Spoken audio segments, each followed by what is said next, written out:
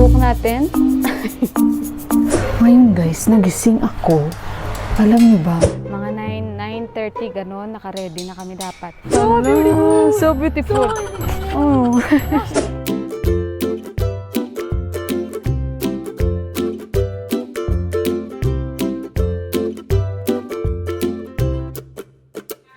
Date tomorrow. Oh! So, Priest coming and then doing Saratta. in your house? I want to cook seal also today. Sil roti. Yeah, if I finish cook. Yeah. Okay, thank you, auntie.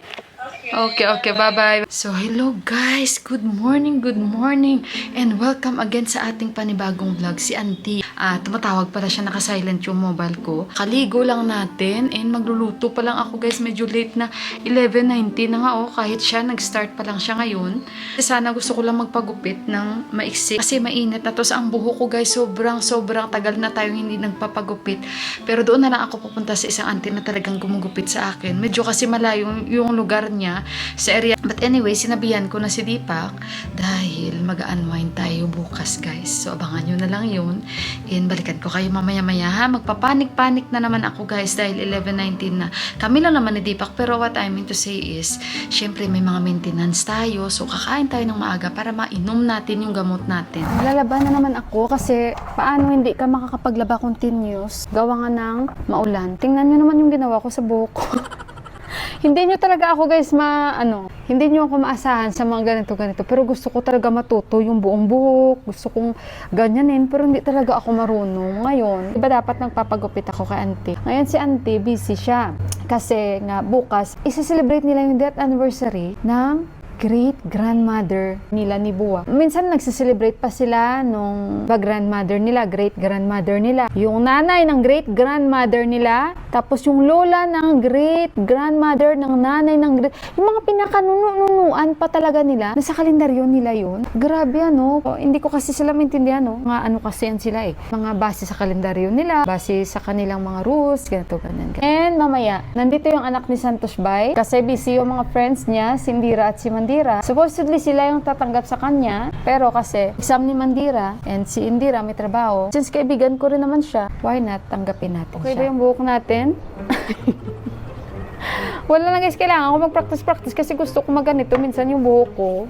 Kaya lagi nyo ako makikita nakapulupot yung buhok ko, di kaya nakagano. Kasi hindi man ako masyado maganito guys. So kaya ayan, pagpasensyahan nyo. Mahangin. Itong shade ni Deepak, ang ganda nito guys. Aray ko, hindi nyo ako nakikita. Ano ba yan? Kita nyo na ako yan. Ang ganda nito kasi Polaroid. Ang ganda pala ng Polaroid Ibang shade niya. Ito yung bigay ng kuya niya. Yung okle. Our hearts beat to the city streets. We began to feel the fire. Ay, init. Galing ko pala yung mga tinupi ni Deepak ng mga bedsheets namin. Kasi, yung alikabok, sinasabihan ko na sa pag nagtupi ka ng natin, yung mga bedsheets natin, mga unan, tanggalin mo. Kasi nga yung alikabok dumidikit dyan. Kaya sabi ko sa kanya, ngayon natin, at tupiin. Last na lang niya na batch. Tapos na tayo. Manos and a cocomanos, wherever they go, I always know.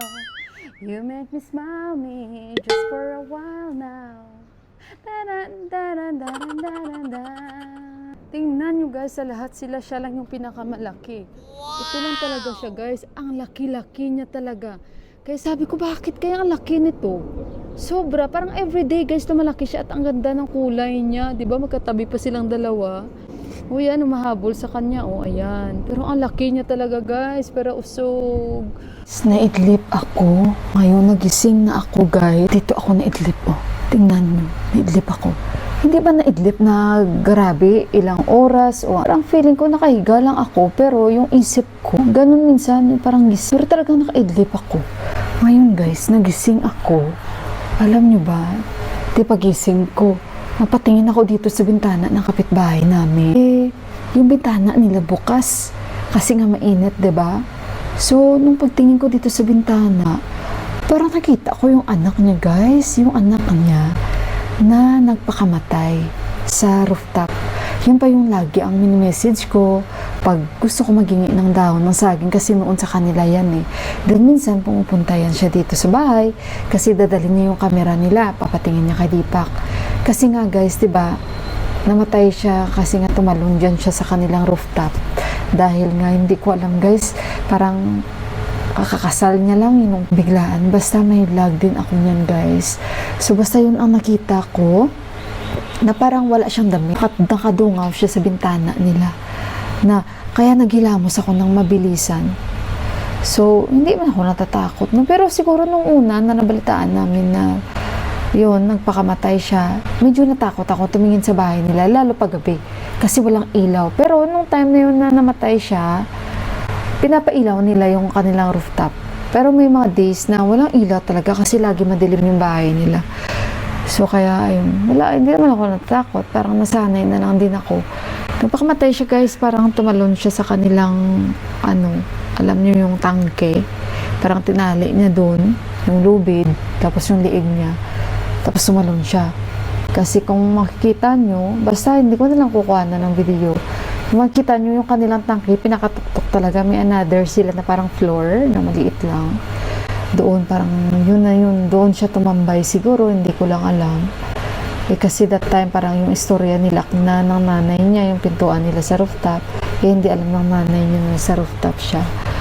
So tumalon siya. Tapos kinamagahan na lang, nakita ng nanay niya. Ayun, nakabulagta. Wala nang buhay. That time may vlog ako nung tingnan nyo na lang yung link sa itaas. Kasi na-vlog ko yan matagal na. So may soul rest in peace. And wala lang, hindi naman ako naniniwala na siya yung nakita ko. Pero ewan ko bakit siya yung nakita ko. And smiling face kasi yun eh. Parang yung mukha niya na sa gano'n, nakadungaw siya sa bitana na parang humingiti. Na parang naiinitan siya kasi walang damit. Yun ang nakita ko. Gusto ko lang maging honest sa inyo. Sabi ko talaga siguro may third eye ako ay. So guys, baba tayo. Tinanggal ko na naman yung mga nilagay kong kalamain kasi nga tumawag si Indira. Nandito na daw yung anak ni Santos Bay. Susunduin natin siya, no? Nakaupo daw doon siya sa waiting shed. Kaya sabi ni Indira, so sabi ko, pero kung malayo siya, hindi ko siya pwedeng sunduin. Nandun siguro siya nakaputi, oh. Wala daw siya mobile. May mobile naman siyang hawak. Siya ba yun? Ayan na siya guys, oh.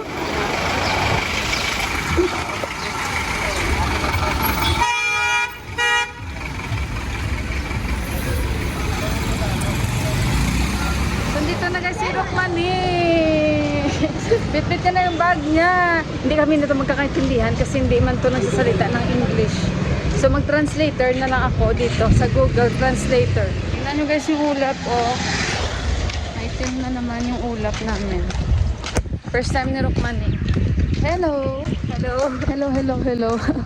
So nakikilala nyo na siya sa village. Siya yun, yung barkada namin. Barkada namin bata. Bumili ako guys ng manok. Lumabas kami. Ayan o.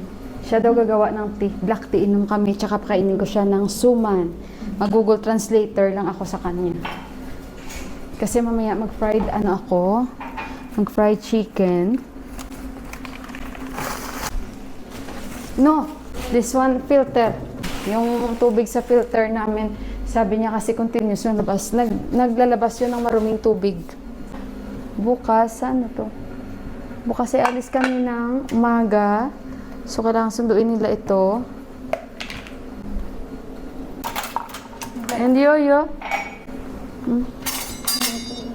Saulado na agad, no? Basta mga Nepali talaga saulado ko na yung mga galawan nila. At ano yung kailangan nila. Alam na alam ko agad talaga.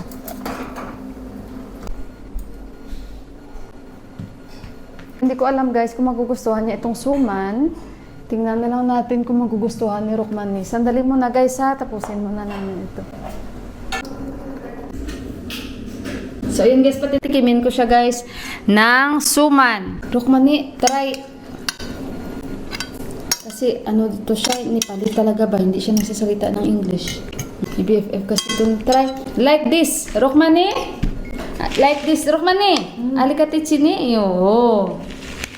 Anabe. Kami to. First time matikman.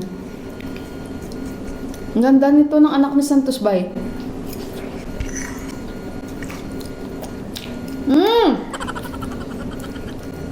Naramro. Beautiful. Beautiful, beautiful. You beautiful. Gumawa siya ng black tea. Bilisan ako ng with milk. Sabi niya hindi ako nainom kasi masakit yan ko. Like? I like. Para magkaintindihan kami yung Google, kaya Google Translator.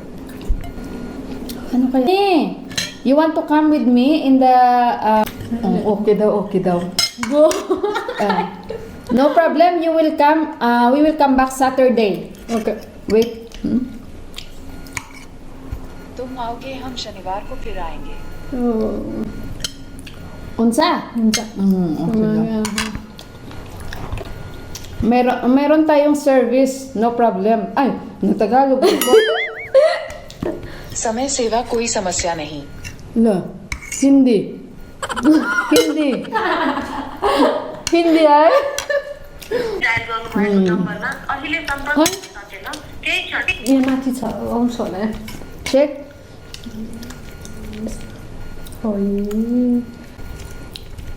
Alikat sa ano? Gusto niya kain siya. Guys, nandito kami sa rooftop dahil kukunin ko na yung mga damit bago ko pa makalimutan. Tingnan yung bisita ko, nakapantulog na siya. Nahiya siya kasi pag nag-vlog ako, nakapantulog na siya, oh. Paano kaya kung hindi ko ito patulugin? Naka-ready na siya agad, matutulog na siya. First time niya kasi dito sa bahay pumunta, guys. Tapos ayan, ready na siya matulog. Sutsa! Sutsa now! Sabi ko, matulog ka na. Kamukha niya si Santos Bay, no? Ang gandang batang ito. Nagagandahan ako sa kanya, yung beauty niya ba? So, sandali muna guys ha. At ako, nagpalit na. Ke? Beautiful! Beautiful? Luma na yung slipper, beautiful. Kasi kung nandito ako bukas, at least diba, may kasama ako. Totoo kaya guys, nakita ako kaya kanina. Usually kasi bintana nila sarado yan, pero kanina siguro nainitan si Didi kaya binuksan niya, pero totoo yun talaga yung mukha nakita ko. Tingnan niyo yung likod ko, kita niyo yung parang may tangke yan, dyan yan. Sandali yung bata na to. Very gusto na niya magsalita ng English. Nagsinyasan na naman kaming dalawa ho, kaya pag nag-reply ako ng Nepali, hindi na naman maka-reply. Hala, ang dami ko talagang kulitis tumubo. Ramro? Wow daw, wow. Guys, ang dami ko talagang kulitis tumutubo talaga siya. Ramro! So beautiful! So beautiful! Oh. Wow. Tingnan nyo guys, ang dami ko talagang kulitis guys. Oh.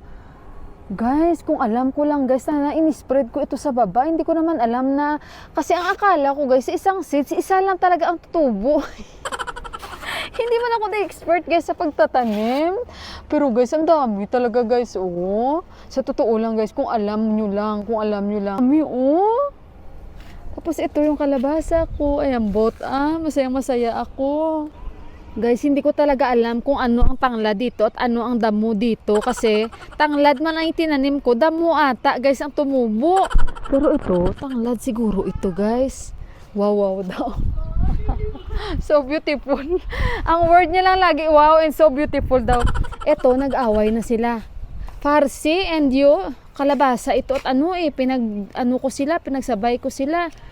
Oh my God. Tapos yung yung aking bendi. Tapos yung mint leaves ko. Hindi ko talaga alam guys sa ano dito kasi ang daming damo na tumubo. Jur? Second floor. Ay, tanglad ito. Unsa. Punta daw siya sa second floor. Ito, tanglad ito. Iba ang damo. Hala guys, tingnan na lang natin guys ano. Yung pak choy ko, isang batch. Nilipat ko dito si guys. Si Queen of the Night. Dami niyang bulaklak, oh. 1, 2, 3, 4, 5, 6. Hala, parang 7. Ito na bulaklak. 1, 2, 3, 4, 5, 6, 7. Ay, hala, guys. 7 ang bulaklak ng aking Queen of the Night, guys. Lucky 7 talaga siya. Pero parang nag-ano na siya. Pero kanina, ano pa to? Active na active. 7 sila, guys. Inilipat ko siya dito kasi nga, parang ayaw niya ng init. Kaya nilipat ko siya. Oh. Tapos yung aking kursan wala pa akong time magbunot-bunot ng mga damo, guys. O yung pak choy ko, Sa baba, ayaan na natin. Sa baba, tingnan na lang natin next. So yung kalabasa, hindi pa namin nailipat, ano? So ayun guys, i-end ko na yung aking vlog. And thank you so much sa pagsama nyo sa akin. And see you again sa ating mga susunod na vlogs. Kasi bukas, magta-travel kami, sabi ni Pasanbay, mga 9:30 ganon, naka-ready na kami dapat. So I hope makasama itong bata para kahit papaano mag-enjoy din siya. And wala naman siyang pupuntahan kasi parang nagbisita lang talaga siya dito sa Kathmandu. So ayun guys, thank you again. God bless you all and I love you. Sa susunod na ako mag-shoutout guys. Bye bye.